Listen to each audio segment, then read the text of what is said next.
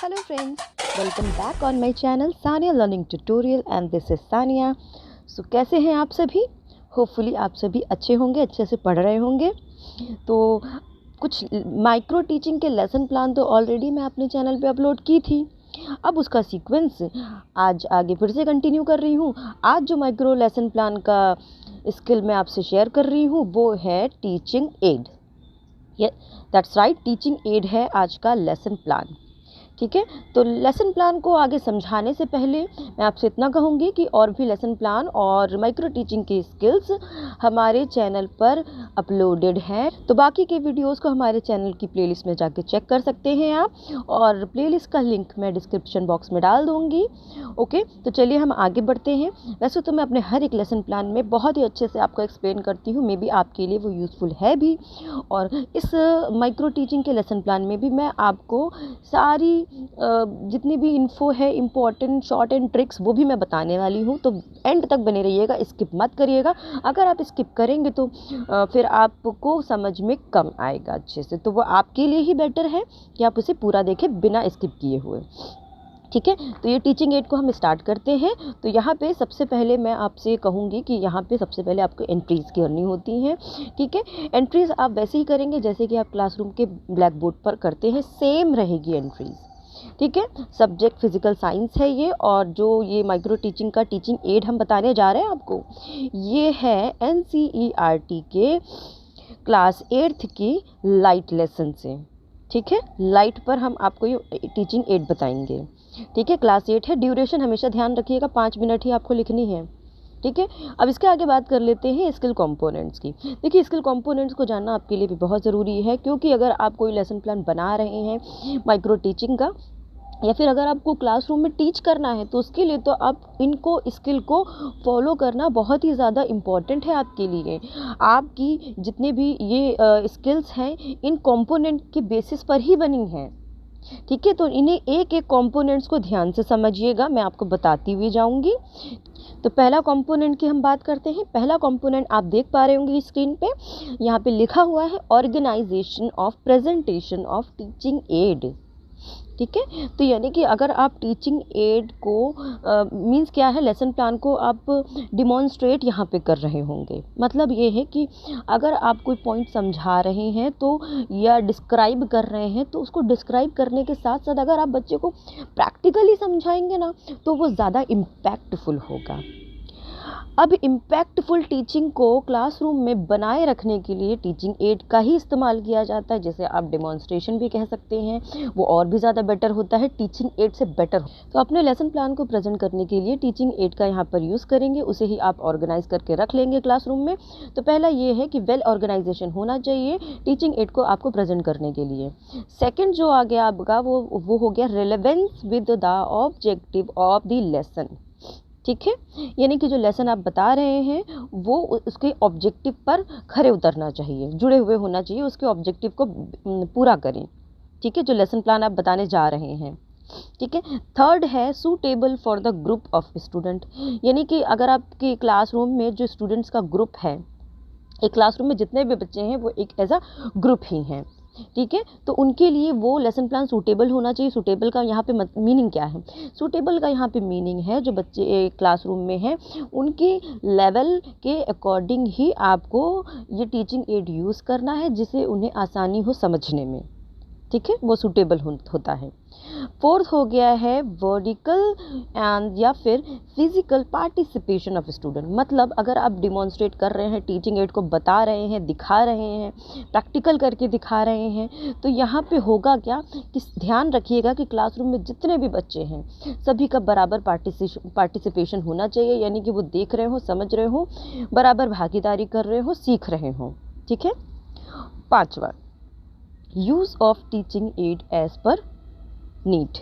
यानी कि teaching add का यूज़ तब करेंगे जब ज़रूरत पड़ेगी।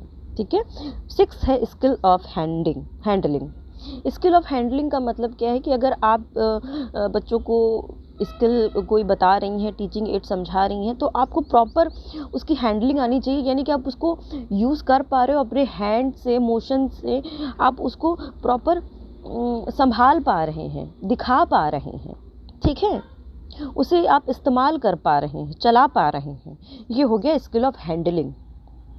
7 skill of teaching aid as per time, यानी कि टीचिंग एड जिस टाइम पर दिखाना चाहिए वो पर्टिकुलर टाइम पे आपको ध्यान रखना है। ये नहीं कि आप पहले दिखा दे रहे बाद में डिस्क्रिप्शन दे रहे हैं, तो उसका पर्टिकुलर एक टाइम ध्यान में रखिएगा कि पहले डिस्क्राइब करिए, उसी के तुरंत बाद आपको टीचिंग एड वहाँ पे उसी टाइम दिखा देना है। तो ये हो गया आपका करेक्ट टाइम।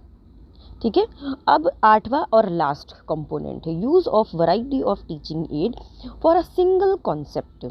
ठीक है, यानी कि कोई भी अगर आप सिंगल कॉन्सेप्ट ले रहे हैं तो उस सिंगल कॉन्सेप्ट के लिए ही टीचिंग एड का आप इस्तेमाल करें। ठीक है, और अगर आप टीचिंग एड अगर यूज़ कर रहे हैं तो आप वैरायटी भी यूज़ कर सकते हैं, यानी कि अगर आप खाली एक टीचिंग एड यूज़ करके उनको समझा सकते हैं तो आप उसी समय उसी के बाद दूसरा भी कोई और एग्जाम्पल या टीचिंग एड लेकर आप समझा सकते हैं। मीन्स वैरायटी यूज़ कर सकते हैं आप टीचिंग एड की एक सिंगल कॉन्सेप्ट के लिए। ठीक है, अच्छा, अब यहाँ पर आगे आ जाइए, कॉलम बना लीजिएगा। कॉलम बनाएंगे तो यहाँ पे पहला कॉलम होगा टीचर एक्टिविटी का, सेकंड है स्टूडेंट एक्सपेक्टेड रिस्पांस, थर्ड है स्किल कंपोनेंट यूज्ड, फोर्थ है ब्लैक बोर्ड। तो यानी कि पहला जो है यहाँ पे, पहला जो क्वेश्चन आप यहाँ पे पुटअप करेंगे तो ये देखिए कैसा लिखा हुआ है यहाँ पे, why we see the object during day time. अब यहाँ पे देखिए लाइट लेसन आप समझा रहे हैं। ठीक है, लाइट लेसन आप समझा रहे हैं तो उसी के ही बेसिस पे आपको पहले से एक छोटा सा क्वेश्चन पूछना है, why we see the object during day time, है ना, क्योंकि दिन के समय हम भाई ऑब्जेक्ट को क्यों देख पा रहे हैं, क्यों देख रहे हैं दिन के समय, क्योंकि आंसर आया स्टूडेंट्स का ड्यू टू लाइट, लाइट की प्रेजेंस में तो आप किसी ऑब्जेक्ट को देख पा रहे हैं तो स्टूडेंट का आंसर आ जाएगा। तो पहला बेसिक का क्वेश्चन बनाने के बाद सेकंड आ जाइए, सेकंड क्वेश्चन बनता है what do you understand by light, आप लाइट से क्या समझते हैं। ठीक है, आपको लाइट के बारे में अब इनको बता देना है। तो यहाँ पे बच्चे सुनेंगे, आप समझाएंगे। देखिए यहाँ पे जो लिखा है आप इसे भी समझा सकते हैं, लिख सकते हैं या फिर कोई चेंजेस भी कर सकते हैं एनसीईआरटी से लेकर।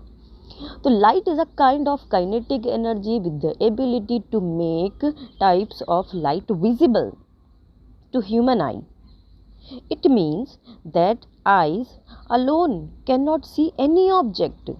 It is only when light from the object enters our eyes that we see the object. Correct, इसे आप पढ़ लीजिएगा, लिख लीजिएगा। आगे बढ़ते हैं हम। अब नेक्स्ट क्वेश्चन आता है, can you tell in which direction the light falling on a surface will be reflected. तो यहाँ पर लॉ ऑफ रिफ्लेक्शन आप समझा देंगे क्वेश्चन पूछने के बाद, और जब आप लॉ ऑफ रिफ्लेक्शन समझाएंगे बस यही एक करेक्ट टाइम है आपका कि आपको उस टीचिंग एड को यूज़ करके दिखाना है। जब यूज़ करके दिखाएंगे तो बच्चे क्या करेंगे, स्टूडेंट क्या करेंगे, उसे ऑब्जर्व करेंगे, देखेंगे और ऑब्जर्व करेंगे। ठीक है, यहाँ पे थ्योरेटिकल कॉन्सेप्ट लिखा हुआ है, मैं बता देती हूँ आपको, आप ऐसे लिख भी सकते हैं और साथ में ही आपको समझा के इसी टाइम आपको ये ऑब्जेक्ट करके दिखाना है। यहाँ पे आप ऐसा ड्राइंग भी कर सकते हैं लेसन प्लान में, और यही जो ड्राइंग करेंगे यही आप करके दिखा देंगे। राइट, तो आप इसे ध्यान से देख लीजिएगा और जो लिखा है वो ध्यान से पढ़ के लिख लीजिएगा। ठीक है, जैसे कि लिखा हुआ है कि एक्टिविटी का जो कॉन्सेप्ट लिखा है वो मैं बताती रही हूँ। तो fix a white sheet of paper on a drawing board और a table, take a comb and close all its opening except one in the middle. You can use a strip of back paper for this purpose. Hold the comb perpendicular to the sheet of paper. Throw light from a torch through the opening of the comb from one side. With slight adjustment of the torch and the comb, you will see a ray of light along the paper on the other side of the comb. Keep the comb and torch steady. Place a strip of plain mirror in the path of the light ray, and after striking the mirror, the ray of light is reflected in another direction. तो ये आपकी NCERT में लिखा हुआ है, देख लीजिएगा, same as it is लिखा हुआ है, और ये एक्टिविटी भी एनसीईआरटी के बुक में है, तो आप इसे देख लीजिएगा। तो ये हो गया आपका टीचिंग एड का ये micro teaching lesson plan. Okay, तो होपफुली आपको ये माइक्रो टीचिंग का लेसन प्लान समझ में आ गया होगा अच्छे से। तो बहुत ही इजी लैंग्वेज में मैंने बताया है, बाकी के लेसन प्लान भी चेक कर लीजिए, बहुत ही इजी लैंग्वेज में वो भी हैं। हर एक सब्जेक्ट के लेसन प्लान अपलोडेड हैं, प्लीज़ जाके प्लेलिस्ट चेक करिए। ठीक है। और प्लीज़ शेयर भी करिएगा, और अच्छा लगा है तो प्लीज़ लाइक कर दिया करिए, ताकि हम ज़्यादा से ज़्यादा आगे आपको वीडियोस दे पाएँ आपकी हेल्प के लिए, ठीक है। तो चलिए हम मिलते हैं नेक्स्ट लेसन प्लान में। तब तक के लिए thank you for watching and be शामिल।